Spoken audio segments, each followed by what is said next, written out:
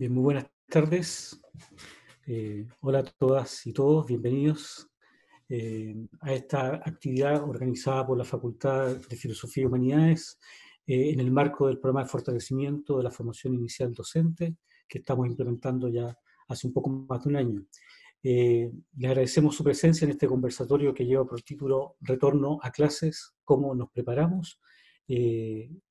Agradezco la participación de los profesores guías, directivos que se han sumado a esta actividad, también a nuestros estudiantes y colegas. Para nosotros ha sido muy importante poder promover un conjunto de charlas donde poder ir generando un fortalecimiento progresivo entre la universidad y la escuela, y de esa manera también poder ir generando una proyección y algunos objetivos de trabajo colaborativo y aportes concretos para mejorar la educación en la región de los ríos. La actividad de hoy día se enmarca también como inicio de un programa de actualización curricular y didáctica, del cual le vamos a hablar al final de esta sesión, y que es un trabajo que está orientado principalmente a profesoras y trabajadoras de la educación de la región de los ríos. Agradezco a mis colegas Karen Alfaro, Elizabeth Martínez, Jasna Girón y también Marcelo Arancibia, quienes han estado trabajando en poder diseñar este programa, que tiene como fondo generar una reflexión crítica del escenario escolar, especialmente en tiempos de pandemia. Un tema que hemos venido trabajando en nuestra facultad. Hace ya un par de semanas tuvimos la participación de nuestro colega Cristian Beley, quien es sociólogo, investigador del Centro de Investigaciones Avanzadas en Educación de la Universidad de Chile, y quien está, ¿cierto?, hace un tiempo atrás dirigiendo nuestro programa de investigación educativa de la Universidad Austral de Chile. Y en aquel contexto hablamos justamente de cómo ser capaces de afrontar la educación en tiempo de pandemias, oportunidades y desafíos. Y hoy día lo hemos invitado a participar a este conversatorio, Retorno a clases, cómo nos preparamos, para poder ver un tema que es sumamente delicado y que nos afecta a todas las comunidades educativas. Cómo somos capaces justamente de poder mantener el acompañamiento a nuestros estudiantes, pero de qué manera también estamos pensando en los distintos actores que constituyen la comunidad educativa, entendiéndola como un todo. Y para ello hemos invitado al profesor Mario Aguilar, quien es profesor de educación física, magíster en educación por la Universidad de Chile, y quien ha tenido una destacada carrera gremial ya hace bastante tiempo. Desde enero del 2017 es presidente del Colegio de Profesores, ha sido un actor importante también en el marco del movimiento social que se ha estado desarrollando en Chile en los últimos meses, principalmente en el conjunto de gremios agrupados en unidad social. Mario, muchas gracias por acompañarnos. Nosotros habíamos conversado ya con Mario hace un tiempo atrás y esperamos en marzo haberle tenido como invitado para poder discutir los temas que nos interesaban justamente en el marco de lo que ha sido el estallido social en Chile, y creo que hoy día es una oportunidad también para poder seguir generando ese diálogo. Vamos a contar también con la participación de Jasna Lobos, quien es educadora de párvulos, magíster en educación, actualmente jefa supervisora educacional del Departamento Provincial de Valdivia, ha sido jefa regional de educación de los ríos, con quien hemos estado trabajando, sobre todo en temas que nos interesan mutuamente y que tienen que ver con el fortalecimiento de la educación para la primera infancia. Gracias, Yarna, por acoger esta invitación y por sumarte también a este diálogo. Cada uno de nuestros expositores tendrá 15 o 20 minutos para poder comentar justamente este escenario en el que nos encontramos, de qué manera somos capaces de afrontar el desafiante contexto y ver como comunidad de qué manera podemos sacar algunos aprendizajes para ir avanzando, ¿cierto?, en el mejoramiento de la calidad de la educación en la región de los ríos. Así que, colegas, sin más preámbulo, le doy la palabra, como está establecido justamente en el orden del programa, a Mario para que pueda hacernos primero una mirada más bien global, país, cómo lo está viendo el Colegio de Profesores, el actual contexto, y luego ya poder bajar, ¿cierto?, nuestro territorio y con Jasna, ¿cierto?, ver cómo enfrentar este desafiante contexto.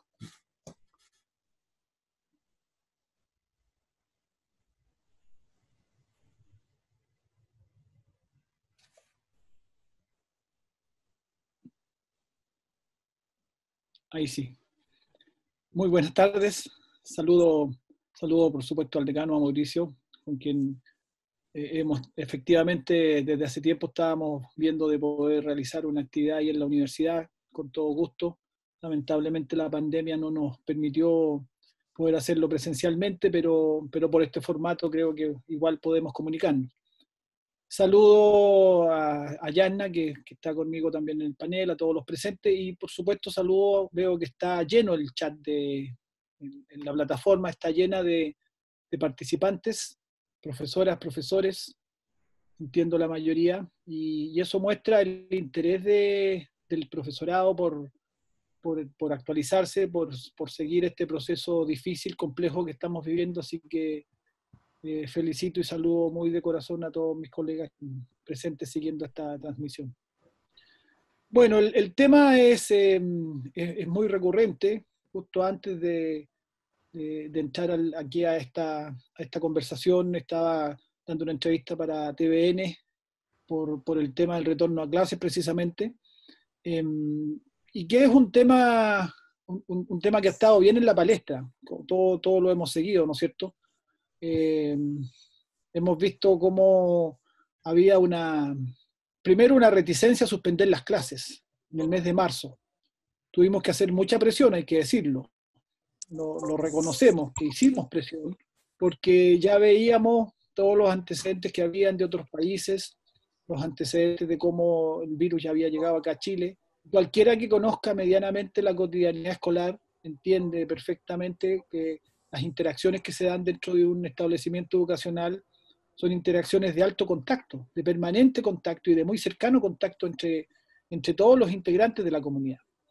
Y por lo tanto, sin ser expertos epidemiólogos, por simple sentido común nos dábamos cuenta que los colegios iba a ser un lugar que claramente, si seguían funcionando con comillas normalidad, iban a ser un punto de expansión del virus absolutamente exponencial. Hicimos esa presión, el gobierno no quería suspender las clases, se resistió mucho, incluso el día domingo 15 de marzo que decide suspenderla, poco antes de suspender sale diciendo que no se van a suspender, que los niños van a estar mucho más seguros en los colegios. Creo importante recordar esto porque de alguna manera marca una pauta de cómo ha sido la relación con el Ministerio de Educación y con el gobierno respecto a este punto. Ha sido como un permanente forcejeo por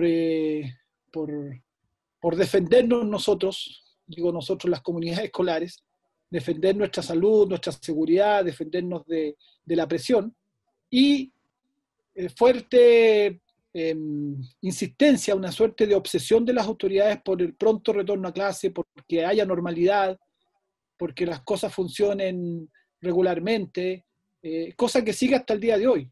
Sí, ya voy a hablar en estos minutos que tengo, seguir este itinerario de cómo nos hemos ido teniendo que enfrentar.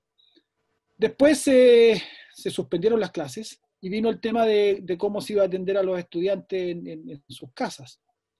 Y el Ministerio de Educación sacó como solución la plataforma que instaló en su web, no recuerdo ahora cómo le llaman, pero Aprendiendo Juntos, no me acuerdo cuál es el nombre que tiene un nombre de fantasía, y lo presentó como la gran solución, esa plataforma que iba a permitir que todos los estudiantes de Chile pudieran estudiar desde sus casas. Si uno escucha las declaraciones del ministro en esos días, esa era la solución. Y nosotros dijimos, no es una solución. No al menos para todos. Hay un porcentaje muy importante de estudiantes que no van a tener condiciones para conectarse a estas plataformas virtuales. Y lo dijimos conociendo la realidad de nuestra gente, conociendo la realidad sobre todo de la educación pública. Hay muchas familias, nosotros estimamos que al menos el 40% que no tiene conexión a internet en sus casas o la tiene muy precaria, por el teléfono, por tarjeta, con ancho de banda muy bajo, que no les permite seguir una clase completa o bajar y descargar archivos muy pesados. Y también hay territorios y zonas, y en la región de Los Ríos eso se da muy recurrentemente, ¿no es cierto? Zonas completas que aunque la gente tenga el equipamiento tecnológico, tenga computador y tenga teléfono, la señal es muy deficiente, es muy inestable y por lo tanto tampoco pueden tener garantía de poder seguir sus clases con regularidad. Segundo punto. Después estuvo el punto del retorno a clases. ¿Cuándo debíamos retornar? Si se recuerdan, se fijó como fecha de retorno el 27 de abril. y se empezó a generar una incertidumbre muy fuerte porque el virus crecía, la tasa de contagio aumentaba fuertemente y seguía esa fecha instalada como fecha de retorno. Hasta pocos días antes de que se cumpliera esa fecha, el 27 de abril, seguía sin resolverse que eso se cambiara. Y también el sentido común nos obligó nuevamente a decir, nosotros no vamos a volver a clase, aunque así se decrete, aunque así pretendan obligarnos, nosotros no vamos a volver, porque primero está la seguridad de nuestra gente y la garantía de la protección de la salud de nuestras familias, de nuestros compañeros asistentes de la educación, de nosotros mismos como docentes, de los estudiantes. Otro gallito más, por decirlo de un modo, otro forcejeo con el Ministerio de Educación. Después el presidente de la República habló de la nueva normalidad y que debíamos retornar a clase en mayo. A la luz de lo que estamos viviendo hoy día, siendo día 26 de mayo, finalizando mayo, evidentemente eso queda casi como un chascarro más del presidente. Entre medio, el señor Mañalich dijo que había sido un gran error suspender las clases en el mes de marzo, que eso había sido un gran error. Y la verdad es que todavía nos preguntamos de dónde salieron esas declaraciones tan insólitas. Yo pregunto al revés y le pregunto a todos quienes están siguiendo esta transmisión. Si no, ¿cuál sería la situación que tendríamos como país hoy día si no se hubieran suspendido las clases en marzo? ¿Cuál sería esa situación? Sería una situación absolutamente desastrosa. La cantidad de contagios sería muchísimo mayor. En fin, no creo que haya que ser tampoco tan experto, aunque los epidemiólogos expertos, que nosotros como colegio de profesores nos hemos asesorado mucho por ello, hemos estado en interacción bien permanente con el colegio médico, con distintos especialistas, con académicos, investigadores, incluso tuvimos un diálogo directo con uno de los investigadores que está en Estados Unidos, trabajando el tema de la vacuna y de los antivirus directamente en laboratorio. Entonces hemos estado buscando toda la información que nos permita hablar con propiedad de lo que estamos hablando. En mayo volveríamos a clase supuestamente, se pretendía. Se insistía en que fue error marzo. Bueno, hemos estado en esa permanente tensión, eso es lo que quiero mostrar. Hemos estado en un permanente forcejeo con el Ministerio de Educación para defender a nuestra gente, defender la salud, defender nuestra seguridad. Todos entendemos y nos damos cuenta, no hay que ser tampoco muy agudo, para darnos cuenta que detrás de esta intención de presionar un retorno a clases lo más pronto posible hay una cuestión económica. Esta concepción de que los colegios son guarderías y que los niños deben estar ahí en los colegios para que sus padres puedan salir a trabajar, que es una concepción distorsionada del rol de la escuela, ciertamente, que no es un rol de guardería, es un rol educativo. Los que estamos aquí somos todos gente del mundo de la educación y entendemos que eso es así, pero además por una cuestión de seguridad, de seguridad mínima hacia nuestra gente. Y agreguemos a eso una obsesión que nosotros hemos cuestionado mucho por la cobertura curricular, por lo que llaman, ¿no es cierto?, el ritmo de los aprendizajes, por mantener de manera insólita, nos parece eso absolutamente insólito, que todavía esté ahí la idea de que se debe dar el CIPS este año, que se debe rendir la evaluación docente, en contexto de absoluta y total anormalidad como la que tenemos. Nos parece que eso es carece de todo sentido y además va a implicar un malgastar recursos que nos parece que en el contexto de tanta necesidad como el que hay hoy día en el país es botar la plata, es un derroche insólito. 30.000 millones entre CIMSE y evaluación docente, más o menos lo que se gasta en esas dos pruebas. Y se insiste en que se lleven a cabo como si fuera todo normal. El ministro diciendo además algunas aberraciones pedagógicas que todos los que estamos acá y tenemos nociones, un estudiante de primer año de pedagogía se va a dar cuenta que el CIMSE no puede servir como herramienta de diagnóstico, como dijo el ministro, para justificar que se rindiera de todas maneras igualmente. Dijo va a servir como diagnóstico, no va a tener consecuencias, pero va a servir como diagnóstico. Un peculiar diagnóstico que se va a tomar a los estudiantes y los resultados del diagnóstico se van a tener varios meses después. Entonces va a resultar bastante útil como diagnóstico. La verdad es que uno entiende que el ministro es abogado y que no sabe mucho de educación, pero hay cuestiones básicas que podría entender, como que un diagnóstico tiene que entregarte un resultado relativamente inmediato para que pueda servir precisamente como diagnóstico. Y además que tiene que diagnosticar en contexto, no puede ser una prueba estandarizada, nacional, preestablecida, que está absolutamente fuera del contexto actual. El diagnóstico va a tener que hacerse evidentemente en función del contexto general del país, pero también en función del contexto particular de cada comunidad, de cada familia, de cada estudiante incluso. No va a ser lo mismo un estudiante que sí tuvo conexión a Internet y pudo de alguna manera seguir un cierto ritmo de aprendizaje con otro que tuvo muchas más dificultades, o un alumno que tuvo asegurada su alimentación y sus necesidades básicas con otro que estuvo en una familia que tuvo serios problemas al respecto. Obviamente van a ser diagnósticos muy distintos. ¿Cómo podría servir el CIMSE para eso?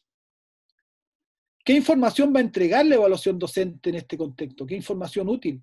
Nosotros tenemos serios cuestionamientos a ambas pruebas, tanto al CIMSE como a la evaluación docente, que son más de fondo, que son a la concepción misma de esta educación estandarizada, productivista, economicista. Pero aceptando que aún siguen vigentes como pruebas, ¿qué sentido pueden tener que se realicen este año? Y finalmente, el tema el plan de adecuación curricular que se dio a conocer hace una semana más o menos por parte del Ministerio, a nosotros nos parece que sigue teniendo una idea equivocada, porque lo que hace es toma el currículum prescrito para el año y lo comprime, esa es la palabra, lo comprime a menos contenidos, pero no hace absolutamente ninguna contextualización ni ninguna apropiación de ese currículum a la situación particular de cada lugar, no deja ese espacio. Nosotros como colegio de profesores, y esto lo vamos a publicar esta semana, hemos hecho una propuesta en donde establecemos y proponemos que la manera de abordar adecuadamente esta necesidad de adaptación curricular al contexto nuevo, una vez que se pueda retornar a las clases presenciales, que no nos parece que eso sea en el corto plazo, lo que tiene que hacerse es una nuclearización de contenidos, más que un simple comprimir contenidos. La nuclearización de contenidos es un concepto distinto que consiste en tomar determinados contenidos que nos parezcan fundamentales y transversalizarlos a las diferentes asignaturas y que esos contenidos además estén absolutamente puestos en el contexto que estamos viviendo. Se tiene que tomar la misma pandemia, incluso la misma crisis social y económica como elemento de los contenidos y trabajarlos en las distintas asignaturas, en ciencia, en historia, en educación física, en arte, nuclearizar esos contenidos, hacer un tratamiento mucho más integral y mucho más transversal, y creemos que ese es el formato mucho más adecuado a la situación que se está viviendo hoy día.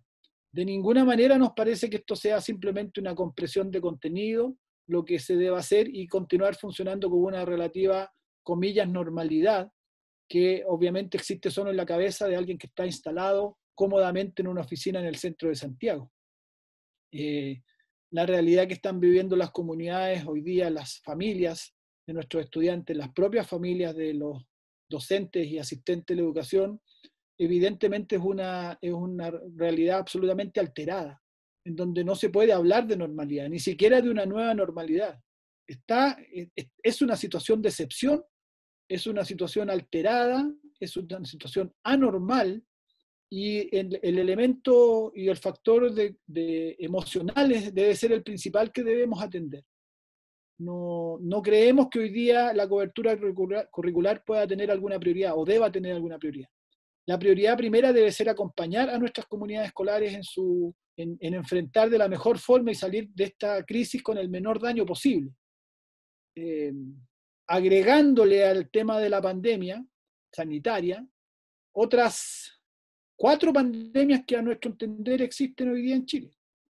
La pandemia institucional, con una crisis de las instituciones severa, una crisis que se refleja, ¿no es cierto?, en un cuestionamiento muy fuerte que tiene la ciudadanía a las instituciones, con una clase política y dirigente muy, muy cuestionada.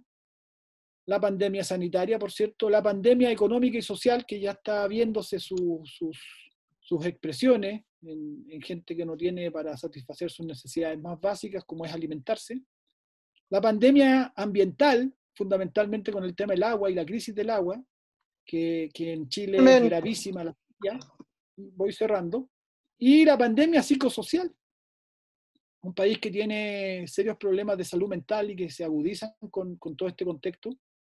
Y tenemos 5 pandemias, o sea, estamos viviendo un momento bastante complejo y difícil.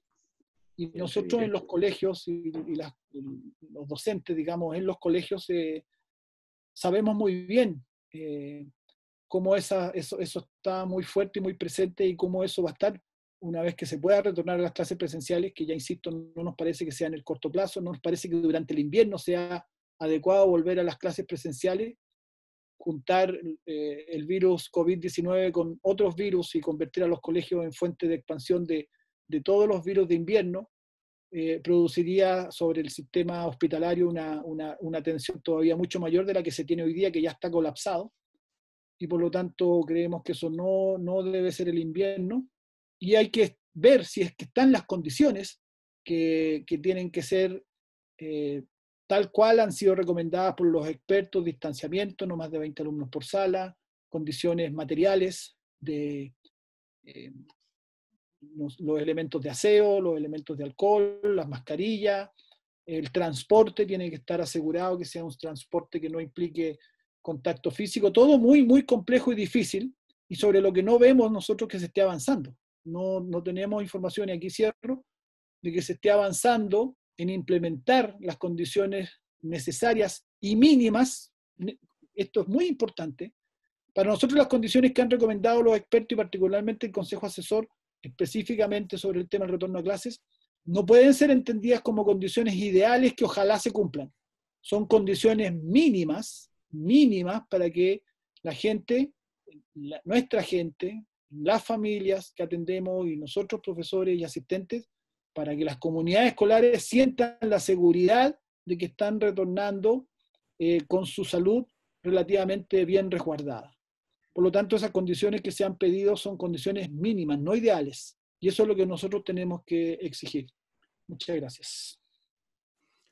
Muchas gracias, Mario, muy amable por tu participación. Has puesto justamente en el centro del debate la preocupación por las comunidades escolares, y creo que Yasna nos va a poder orientar justamente también desde una visión más bien territorial cómo poder avanzar en esta discusión. Así que vamos a escuchar a nuestra colega Yasna y luego vamos a abrir la palabra para poder conversar un poco más profusamente de estos temas.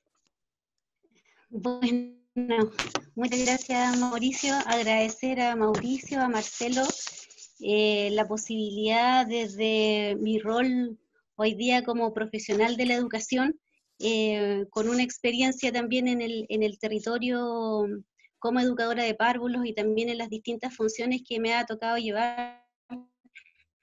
Ya hoy día armaba la presentación, empecé a contar los años y algo me pasó internamente. Son más de 25 años en el ejercicio de la profesión en educación, así que eso me llena de orgullo.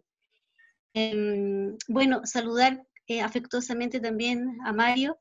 Interesante la visión que tiene el Colegio de Profesores y que no está lejos tampoco de lo que uno internamente piensa, como les reitero, como profesional del área de la educación y sobre todo en un ámbito que es súper hermoso, que es el ámbito de la educación parvularia, ¿ya?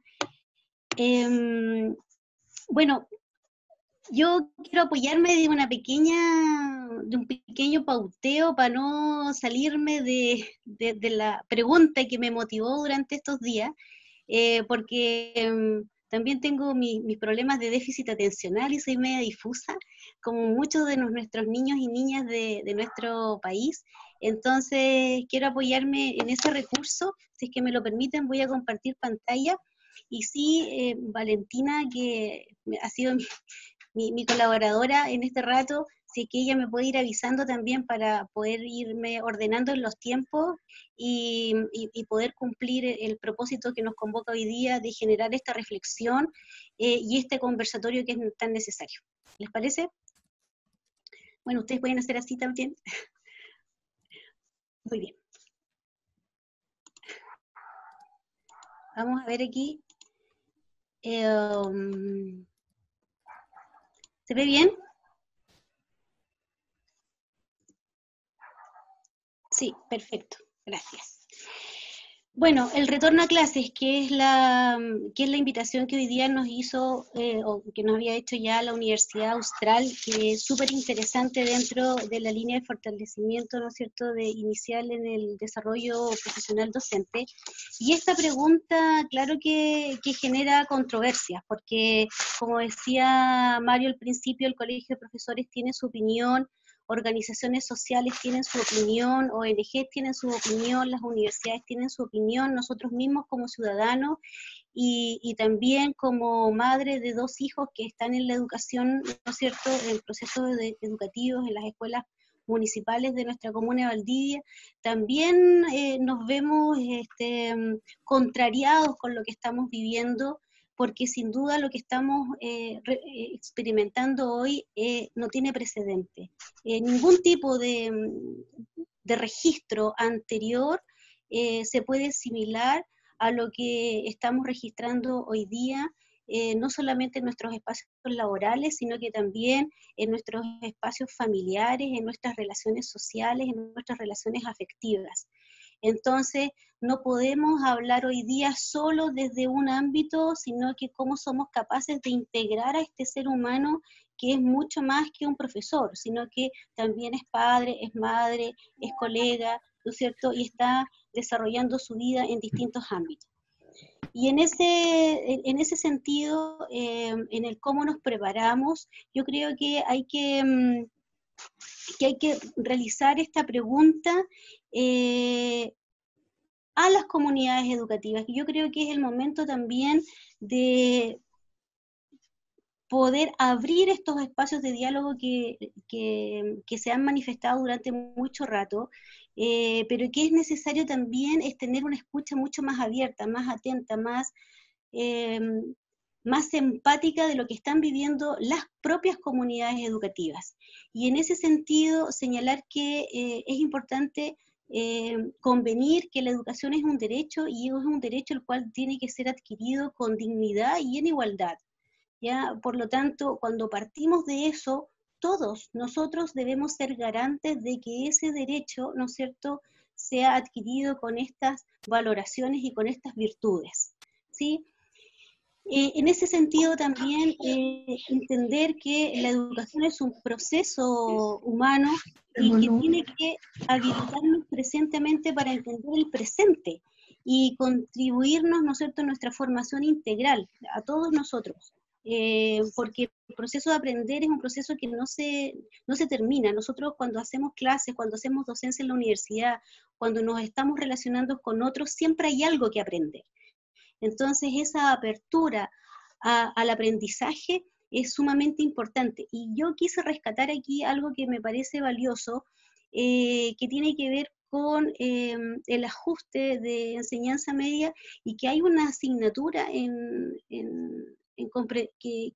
historia que habla de la comprensión histórica del presente, y donde le brinda oportunidades a los estudiantes para que analicen, ¿no es cierto?, elaboren sus preguntas sobre la propia historia y el presente. Esto es parte del currículum nacional, pero esto no quiero quedarme solo en la prescripción o en lo que normativamente está instalado, sino que cómo nosotros desde las comunidades educativas vamos visualizando esta posibilidad y vamos haciendo real esta invitación que nos hace el currículum, ¿no es cierto?, y la vamos integrando holísticamente en nuestro presente. La reflexión hoy día es altamente necesaria, no solamente para los alumnos de tercero y cuarto medio, como es la propuesta en este ajuste, sino que para los niños más pequeños también. Entender que las formas para aprender y enseñar y relacionarnos hoy día socialmente, todo ha cambiado, ya no es, ¿no es cierto? Y lo que nos desafía hoy día a todos, insisto, es a contextualizar a la propia escuela. A lo mejor ustedes me dicen, pero eso tal vez ya lo hemos hecho mucho rato, pero una contextualización comprensiva, con el registro que hoy día tenemos que nos está provocando la pandemia, ya nos derriba cualquier imagen o cualquier percepción que teníamos antes. Se nos ha modificado la realidad a la cual vivíamos. Por lo tanto, esa contextualización consciente, ¿no es cierto?, nos permite preguntarnos en el cómo estamos hoy día como institución educativa, hacia dónde vamos a ir, que eso es parte de la incertidumbre que estamos viviendo, cómo lo queremos hacer y por qué no preguntarnos también cómo lo estamos haciendo, porque en ese cómo lo estamos haciendo podemos no solamente identificar las necesidades individuales o sociales, sino que también identificar nuestras propias emociones desde la institución escolar. En este escenario de incertidumbre, por cierto, que no es que lo diga yo, sino que lo dicen todos nosotros, ¿no es cierto? Todos los ciudadanos de este país estamos viviendo esta incertidumbre. Conocer y reconocer a la escuela en su condición particular parece algo que es vital, ¿ya? Nosotros siempre hablamos desde la escuela, ¿no es cierto?, como un externo, le aplicamos teoría, hay mucha teoría con respecto a cómo se va a entender hoy día la escuela, o cuáles son los contextos escolares, cuáles debieran ser los contextos escolares, ¿no es cierto?, cómo gestionar la institución escolar, entre otros, pero reconocer a la escuela hoy, en el presente, ¿no es cierto?, tiene un desafío mayor, porque es mirarla no solamente desde su rol, sino que desde la cultura que se genera al interior de cada comunidad escolar, que hoy día está avasallada por esta situación que nos tiene muy complicado, no solamente a nosotros a nivel país, sino que a nivel mundial. Me permito aquí valorar lo que ha aparecido en este periodo muy complejo. Bueno, en la humanidad, en las grandes complicaciones que hemos tenido, ¿no es cierto?, no solamente aparece miseria humana, sino que también aparece lo mejor del ser humano. Y en las escuelas, ¿no es cierto?, y aquí agradezco algunos reportes y algunas conversaciones que hemos tenido con algunas escuelas, es lo que ha aflorado, o tal vez lo que siempre ha estado presente, pero no nos hemos permitido verlo, ya verlo consciente, que tiene que ver con el trabajo colaborativo, que tiene que ver con el trabajo en equipo entre los profesionales de la educación, y aquí no solamente los docentes, sino que los asistentes, esos otros profesionales que están al interior de los establecimientos escolares, ¿no es cierto?, las instituciones que son apoyadoras de las escuelas también. Ha aparecido esta sinergia y esta mancomunión en cómo poder autocuidarnos y cómo poder también llegar a nuestros estudiantes. Y ahí hay algo muy bonito que ha ocurrido, que se ha puesto al niño y a la niña y el joven en el centro de la acción, que creo que eso ha sido algo sumamente importante. Y en ese sentido, la cooperación, no solamente para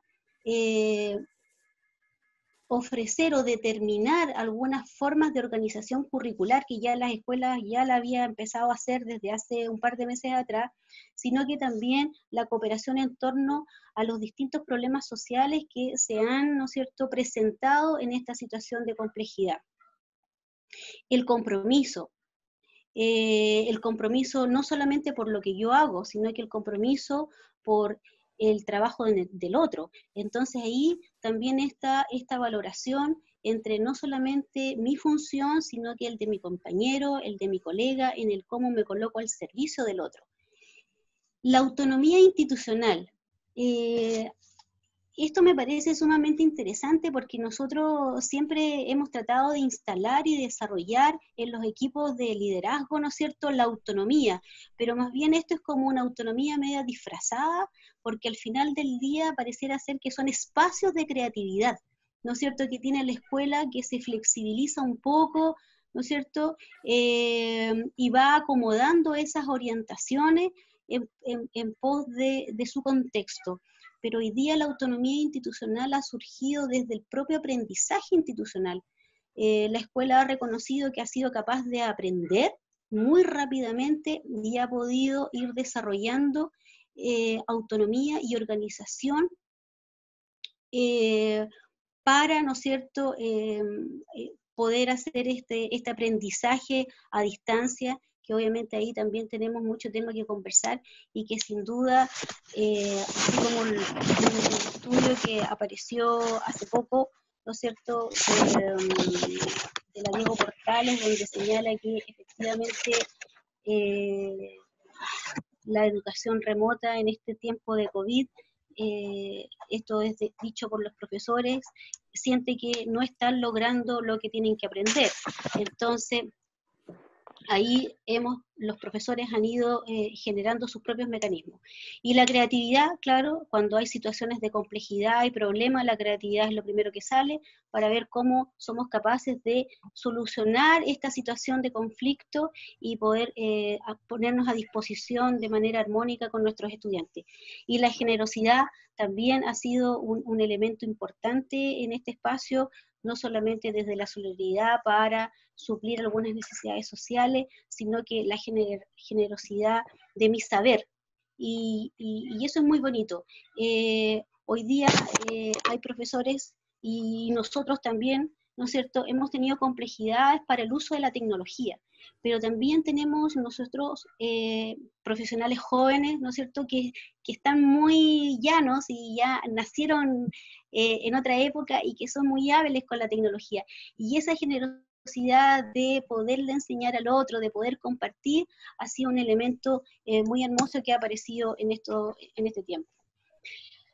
Ahora, si nos situamos en la pregunta, yo me atrevo y me permito sugerirles que todos pudieran leer las propuestas de educación, que es este trabajo interdisciplinario, o sea, interuniversitario de la mesa social, que es bastante interesante.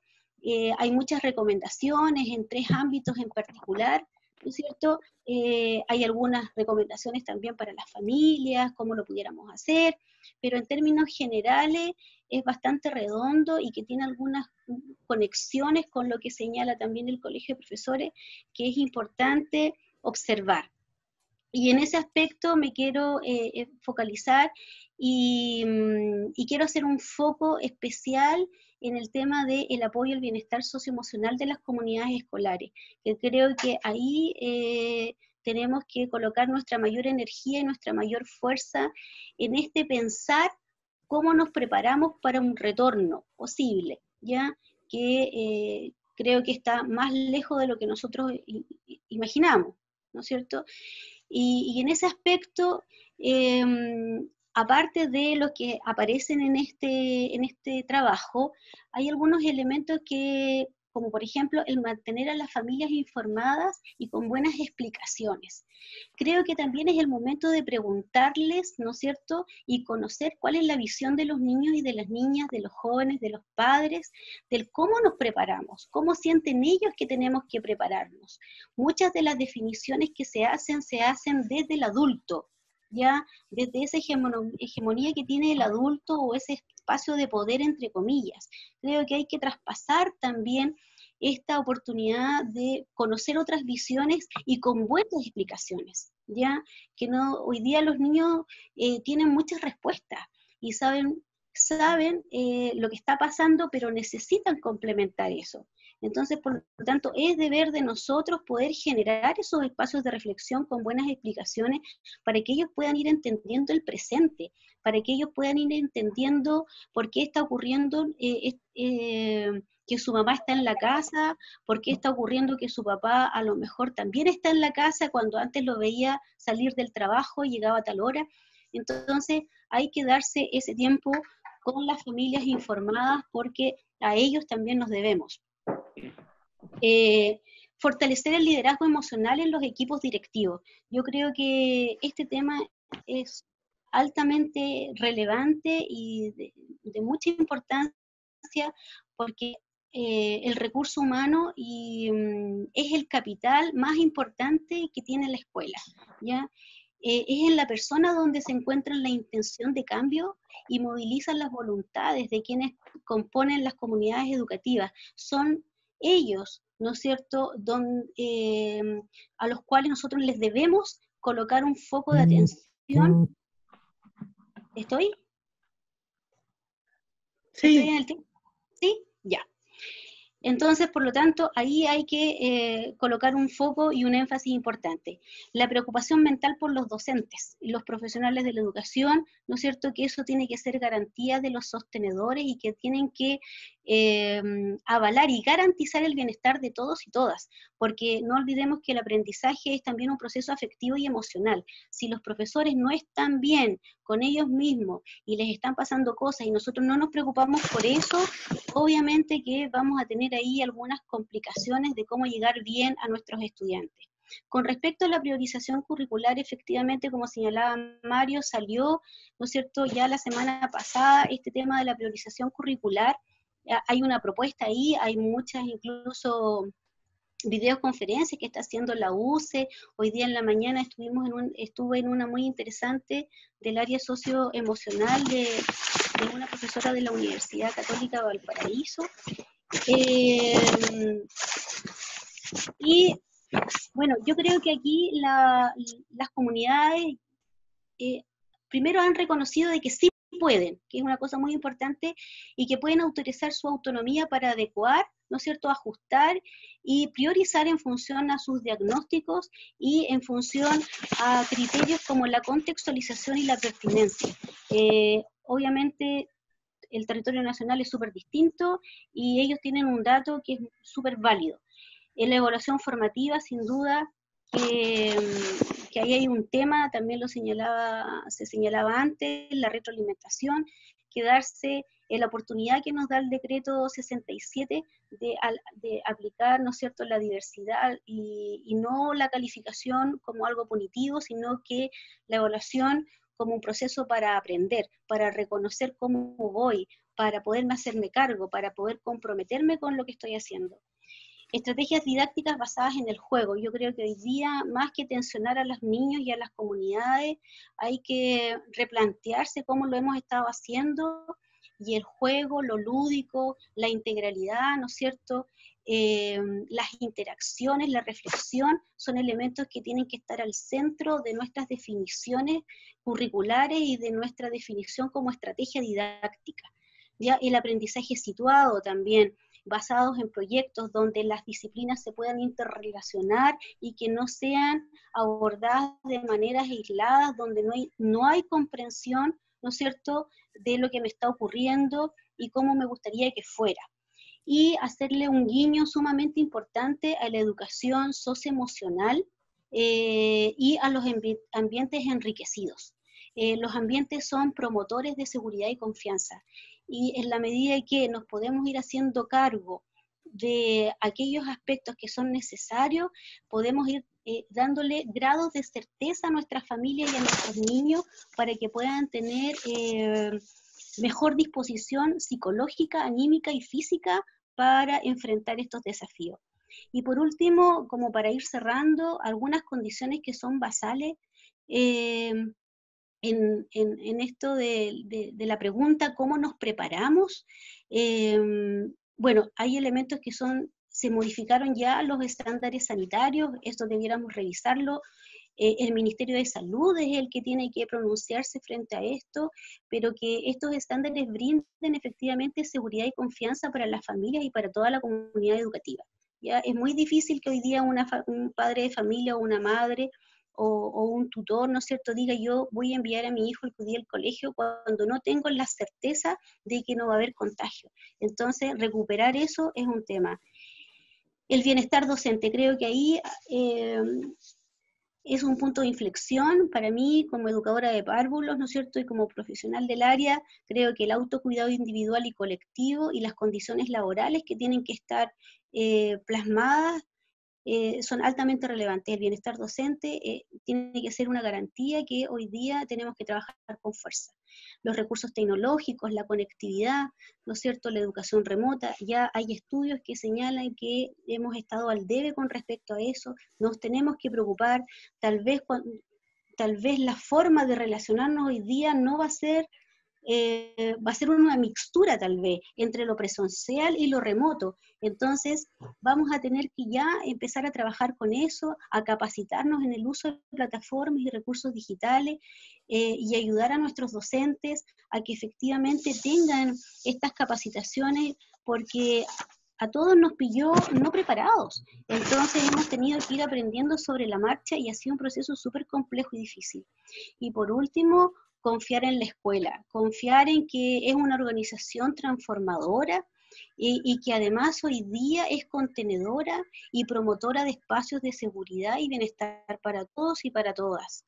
¿Ya? Hay que ponerle fe a esta organización que realmente puede generar cosas importantes y le puede brindar esta contención que hoy día nuestros niños y niñas y nuestros jóvenes se van a ver enfrentados en un futuro que no sabemos si es que es muy próximo o si tiene o es a más largo plazo. Muchas gracias, Jasna. Gracias por tu intervención. Ambos creo que han dado un panorama bastante global y que nos permite tener varios elementos para discutir y analizar. Mario ha hecho un muy buen recuerdo de cuál ha sido justamente el desarrollo de los hechos desde el punto de vista de la pandemia y cuál ha sido también el rol del Colegio de Profesores en poder justamente generar un resguardo y una preocupación central de las comunidades escolares, y cómo también el Ministerio ha caído en varios desaciertos, sobre todo por esta mirada centrocapitalina con la cual suele analizar y liderar los procesos educativos de nuestro país. El ejemplo del CIMSE es muy decidor con respecto a cómo está tratando de administrar el actual contexto.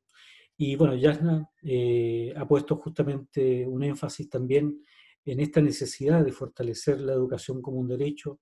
Creo que una de las grandes enseñanzas que tenemos también de esta pandemia es la necesidad de fortalecer lo público y de generar una contextualización más bien de carácter comprensiva, haciendo énfasis sobre todo en la empatía que debemos tener nosotros al interior de nuestras comunidades. Creo que hay muchos desafíos que se han ido planteando aquí, y bueno, está abierta la palabra para que ustedes puedan hacer algunas consultas, observaciones y también, por supuesto, poder enriquecer este debate.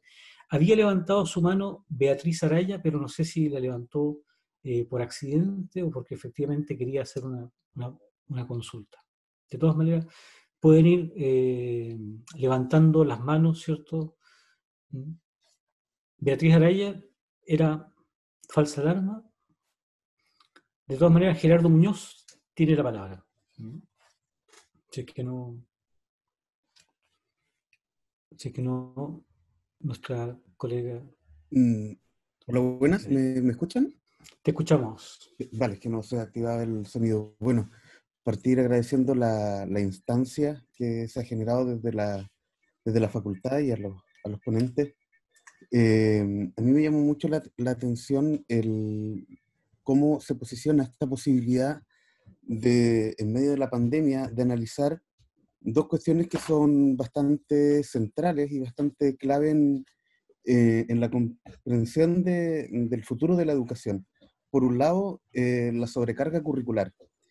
Aquí, el que estemos hablando hoy en día de que necesitamos mirar el currículum, de que necesitamos ver qué es lo prioritario, nos posiciona en una discusión que ya viene desde hace un tiempo, que es qué realmente del currículum es necesario mantener y cómo debiéramos modificar.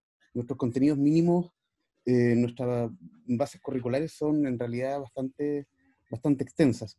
Y el otro punto se refiere a la sobrecarga de las aulas respecto de los estudiantes. Se está viendo ahora efectivamente en una suerte de retorno seguro, una cosa bastante extraña desde el nombre, que no debieran volver, o idealmente más de 20 estudiantes por sala, cuando nuestra realidad es de a lo menos el doble. Entonces, ¿cómo se proyecta, por un lado, desde la política pública y por el otro lado, desde el gremio docente, relevar estos dos componentes que yo le cuestiono en este minuto? Muchas gracias. Gracias, Gerardo. Mario, Jasna, por favor, tiene la palabra mientras alguien más va solicitando la palabra a través del chat o bien levantando la mano.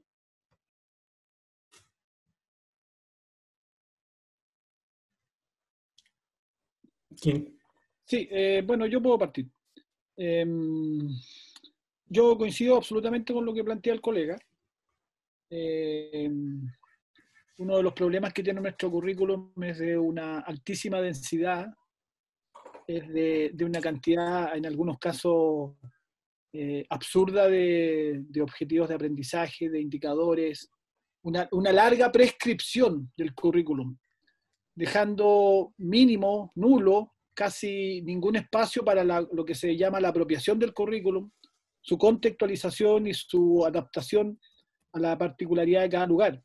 Y esta situación se encuentra mucho en las políticas educacionales, una suerte de permanente contradicción entre algunos aspectos declamados, y se declama en varios articulados normativos, se señala, ¿no es cierto?, un currículum flexible, un currículum donde las comunidades tengan ciertos niveles de autonomía para operar con ese currículum, apropiárselo, pero en los hechos prescribirlo de tal modo que eso sea imposible, porque la exigencia de cobertura curricular prima por sobre la posibilidad de apropiación del currículum de parte de las comunidades escolares. Y ese es un serio problema que tiene nuestro sistema educacional. Es un currículum estandarizado, prescrito completamente desde arriba. Los profesores somos concebidos como simples aplicadores de una tecnología educativa para una educación que se parece bastante a la educación bancaria que definió Freire, ¿no es cierto?, en donde hay que inocular contenido a los estudiantes para que estos a su vez después los sepan o puedan, a veces uso la palabra vomitar, pero no la voy a usar ahora, puedan vaciar esos contenidos en una prueba estandarizada, en una cuestión que fundamentalmente apunta a lo memorístico y al adiestramiento, básicamente, a obtener una cierta mecanización de respuesta de acuerdo a lo que miden o preguntan esas pruebas estandarizadas, llámese SIMSE y llámese PSU en el caso del final de los estudios. Compartimos absolutamente la crítica que ha hecho el colega y ese es uno de los grandes temas que tenemos que revisar en nuestro sistema educacional.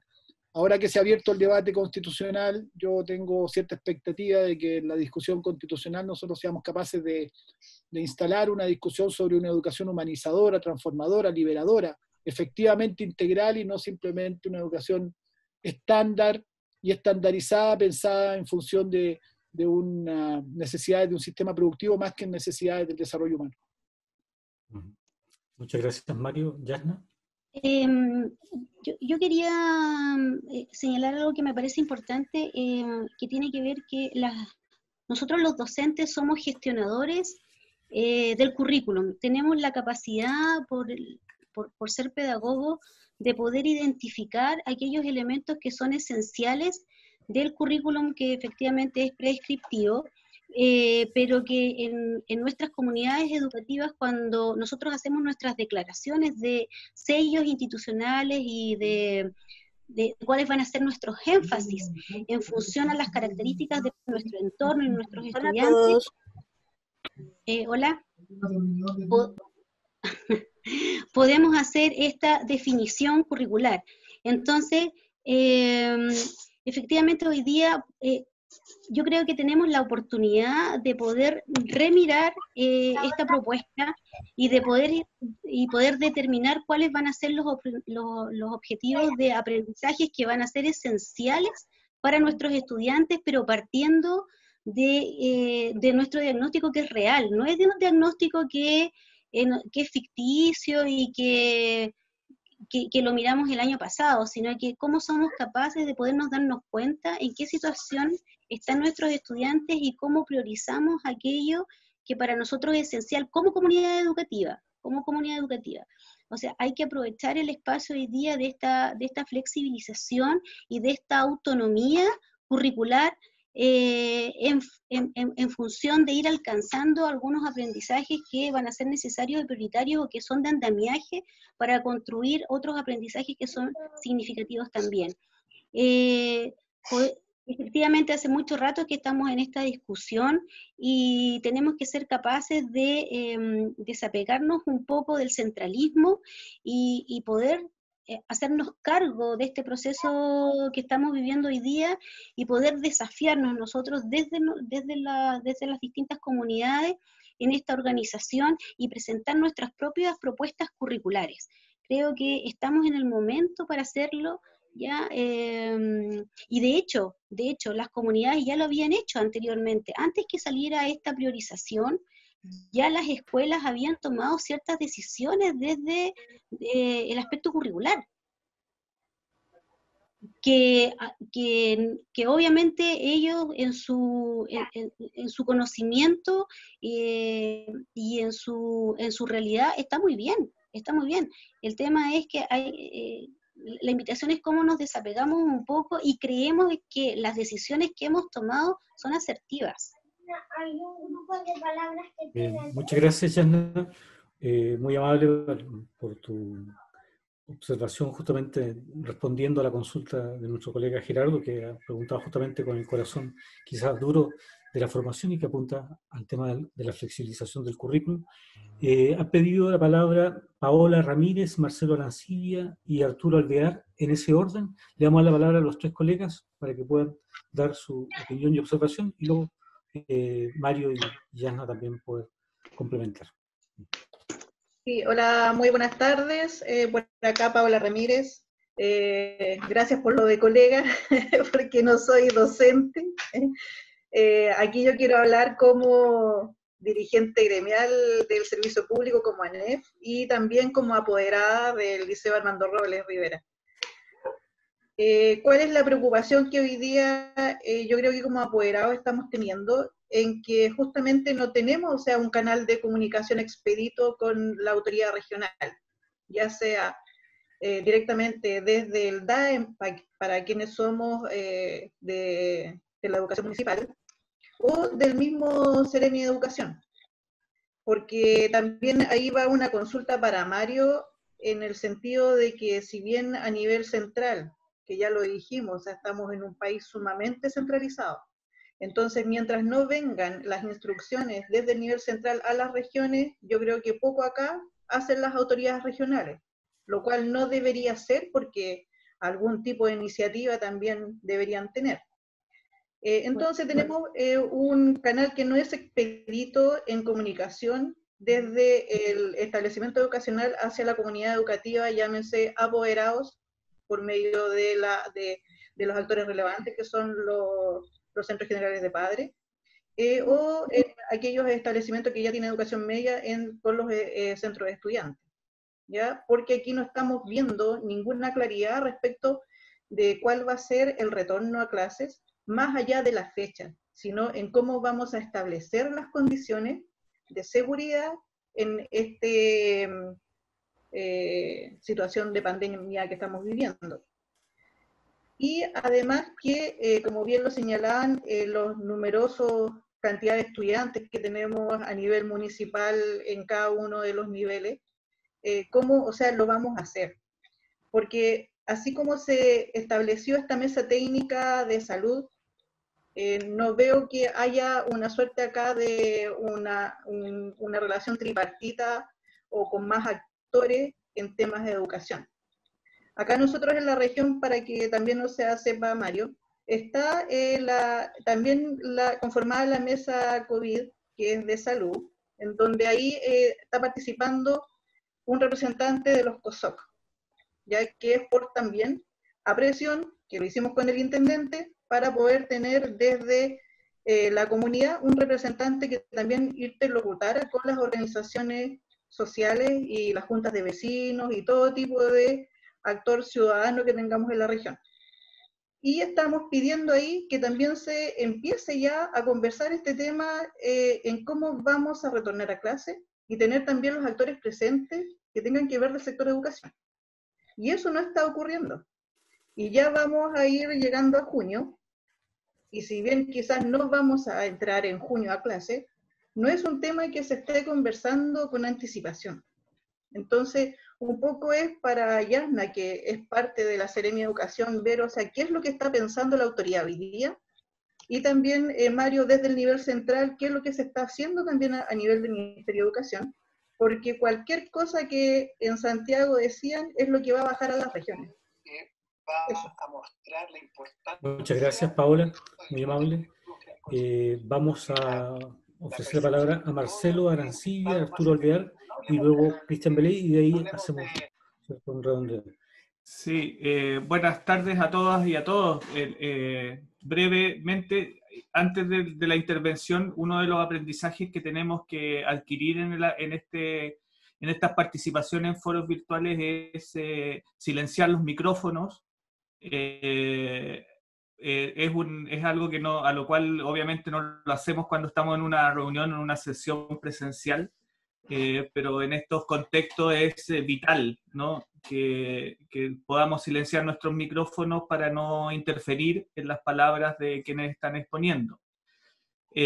Bueno, dicho esto, quería manifestar, tanto para Yanna como para Mario, una de las grandes quizás controversias que se tienen dentro del sistema educativo chileno, que es la eterna disputa entre darle más poder o autoridad a las comunidades escolares o al Estado, ¿no? Y esto es independiente del color político que se tenga, ¿no? Porque recordemos que la ley de municipalización del año 82, uno de sus principios, era precisamente entregarle a las comunidades educativas más autonomía, ¿no? En este caso, ¿no es cierto?, descentralizando a través de los municipios. Después, obviamente, eso se distorsiona con lo que es la educación subvencionada. Pero en este contexto, ¿no? En este contexto en el cual estamos, ¿cuál es la justa medida, ¿no es cierto?, entre específicamente el trabajo que puedan hacer de manera más autónoma, libre, las comunidades educativas, las escuelas, y cuál es el rol, digamos, que el Estado finalmente tendría que hacer o tener para aportar, ya sea hacia esta autonomía o tener un control mayor respecto de lo que se va a hacer en cada una de las comunidades. Gracias. Gracias, Marcelo. Cedo la palabra a nuestro colega Arturo Alvear. El moderador no le puede prender el micrófono, pero sí el anfitrión. Gracias, Mauricio. Un saludo a todos, Yanna, y también al profesor. Yo más que una pregunta, quiero también hacer una reflexión desde mi rol en estos momentos como director de un colegio de comuna, de pre-kinder a cuarto medio, absolutamente gratuito. En realidad, yo he tomado con toda lo que esta pandemia nos revivió, con todo esto, como bien decía Yanna, la miseria, con toda la problemática que tenemos, con todo lo que descubrimos que no éramos los jaguares de América, cuando también es cierto que tenemos una conectividad de un 80% y que efectivamente los profesores comenzaron en los primeros días a hacer clases exactamente igual como que si en vez de que los niños estuvieran en la sala de clase, que los tenían sentaditos en la casa. Y eso es lo que se sigue haciendo, y eso es lo que efectivamente creo yo que... Y por eso quiero hacer una reflexión más bien positiva de todo lo malo que nos ha pasado. Es decir, yo siento que esta es la oportunidad, y lo digo porque en nuestro colegio lo estamos aplicando.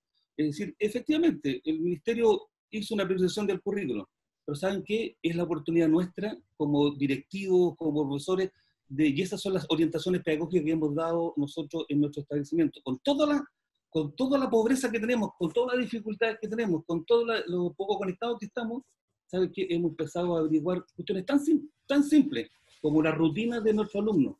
Porque lo primero que empezamos a averiguar, independiente de cualquier contenido, era cómo está la familia que lleva un mes sin pega, cómo está el abuelo, etc. Entonces, por lo tanto, de esa realidad utilizamos en esta nueva priorización que hicimos el contexto y la familia. Es decir, no podemos, queridos colegas, pensar que vamos a hacer clases exactamente igual como que si los alumnos estuvieran sentados en el colegio y ahora están frente a la tele. Eso no es posible. Y se están cometiendo aberraciones, pero terribles. Y lo voy a dar con nombre y apellido porque le pasa a mi hijo. Mi hijo es alumno del segundo medio de la Inmaculada Concepción. Tiene clase todos los días a las 9 de la mañana y tiene que sentarse frente al computador con la polera del colegio. Y le están haciendo... Entonces, por lo tanto, alguien debiera estar preguntándose, es decir, ¿qué diablo está pasando ahí?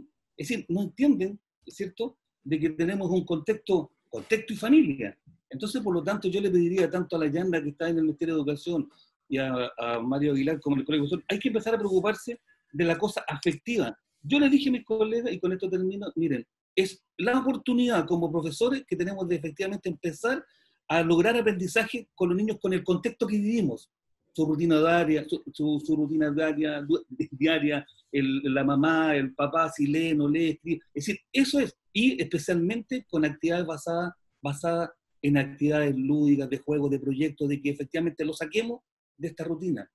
Siento yo que efectivamente, claro, muchos nos quejamos, es cierto, esto lo estábamos pasando mal, pero ¿saben qué, colegas? Es una oportunidad, aprovechemos esta oportunidad de cambiar, y efectivamente, como bien dijo el presidente del Grupo de Profesores, es decir, este currículo lo tenemos que cambiar, pero lo tenemos que cambiar no en la discusión con los parlamentarios y todo, porque todo el mundo los conoce, la tenemos que cambiar desde la práctica, y yo los invito a que hagan eso. Gracias, Mauricio. Gracias, Arturo. Voy a dejar pendiente a Cristian y a Marcela, y les doy la palabra a Mario y también a Yasna para que puedan atender justamente estas observaciones que los colegas han puesto sobre la mesa.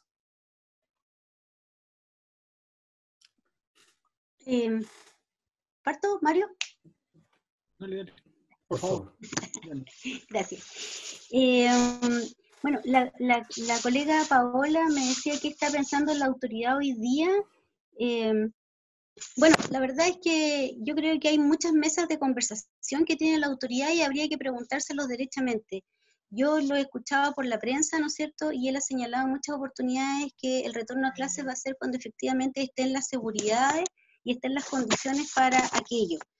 Entonces, de acuerdo a la función y el rol que Paola desempeña, a lo mejor buscar instancias de conversación más institucionales, más formales, para conocer la opinión que hoy día tiene la autoridad regional con respecto a la pregunta cómo nos preparamos, ¿no es cierto?, o qué es lo que están pensando, porque obviamente como profesional de la educación no estamos en el ámbito de la toma de decisiones, nosotros tenemos nuestra postura, ustedes un poco ya han conocido lo que pienso con respecto a cómo debiéramos prepararnos, pero también hay que buscar y buscar y generar desde la ciudadanía, que hoy día es la que tiene un rol sumamente importante, esos espacios de comunicación y de respuesta. Con respecto a lo que decía Marcelo, a mí me gusta mucho eso de la autonomía y cómo las escuelas se han ido apoderando de este concepto y lo han ido haciendo propio, y lo han ido haciendo suyo. Indistintamente de todas las tensiones que hoy día la escuela tiene por el centralismo que hoy día vivimos. No sé si las instancias tienen que generar control. Yo creo que el control, sí, si es que lo miramos desde la conceptualización que puede generar o nos puede entregar información para ajustar, para replanificar, sí, pero no para ver si es que lo están haciendo bien o mal, ¿ya? Sino que para ver cómo lo están haciendo y cómo vamos aprendiendo también de las decisiones que va tomando la propia escuela. Y vuelvo a un punto que presenté anteriormente, que tiene que ver con la comprensión de la escuela. Hoy día necesitamos mirar a la escuela con otros ojos, sacarnos los lentes o colocarnos los lentes, pero aprender a mirarla con empatía y con afecto. La escuela no tiene ningún sentido si no están los niños y las niñas y los jóvenes. Las escuelas hoy día tienen un rol que hay que replantearse y hay que remirárselo. Y uno de los roles que tiene hoy día la escuela en conjunto con los profesores es, ¿no es cierto?, priorizar, ajustar, determinar, definir, como ustedes quieran, ¿no es cierto?, el currículum. Es la posibilidad hoy día que tenemos. Podemos generar nuestros planes y planes propios y propuestas educativas propias, podemos generar eso. Aprovechémoslo, porque después que salgamos de todo esto, algo va a pasar que nos va a tironear. Entonces, hay que tenerlo súper claro. O sea, la invitación es que hay que ser conscientes.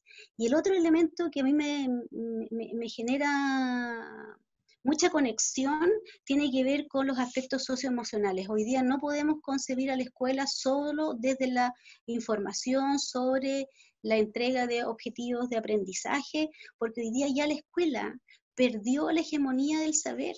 Hoy día ya no es. Hoy día los niños están aprendiendo desde otras formas.